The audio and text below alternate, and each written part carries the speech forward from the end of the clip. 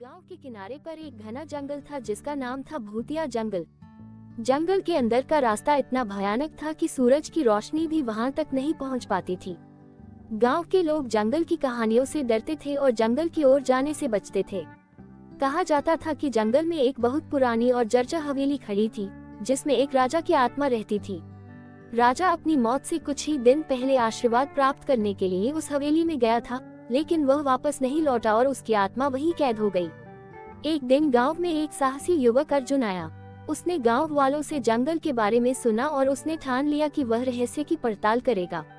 अर्जुन ने अपने कुछ साहसी दोस्तों को इकट्ठा किया और उन सभी ने मिलकर जंगल में प्रवेश किया। जंगल में प्रवेश करते ही उन्हें भयानक आवाजें सुनाई देने लगी। पेड़ों के पत्ते सरसराने लगे और ठंडी हवा उनके कानों में फुसफुसाने लगी। अर्जुन और उसके दोस्तों ने हिम्मत जुटाई और आगे बढ़ते रहे। रात होते होते वे हवेली तक पहुंच गए। हवेली से एक अजीब सी रोशनी निकल रही थी। उस रोशनी को देखकर वे सभी समझ गए कि यहाँ कुछ अलौकिक है। उन्होंने हवेली के अंदर कदम रखा और देखा कि हवेली के अंदर का दृश्य किसी रोशन महफिल की तरह था। हवेली के मध्य भाग में एक बड़ा हॉल था जहाँ राजा की आत्मा को शांति पाने के लिए पूजा की जाती थी। अर्जुन ने देखा कि हॉल के बीच में एक पवित्र अग्नि जल रही थी और उसके चारों ओर अदृश्य ताकतें थीं। अर्जुन ने समझ लिया कि अगर उस राजा की आत्मा को शांति दिलानी है तो उन्हें पूजा में खुद को शामिल करना होगा। उसने और उसके दोस्तों ने जंगल के प्राकृतिक संसाधनों का उपयोग करके पूरी निष्ठा के साथ पूजा की।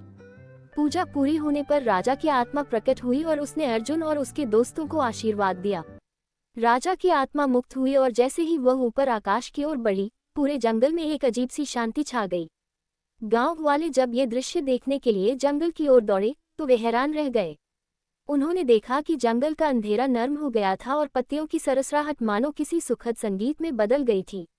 अर्जुन और उसके दोस्तों के साहस और ज्ञान के कारण जंगल अब भूतिया नहीं रहा। लोगों ने उन्हें अपना हीरो माना और भूतिया जंगल अब एक पवित्र जंगल के रूप में जाना जाने लगा।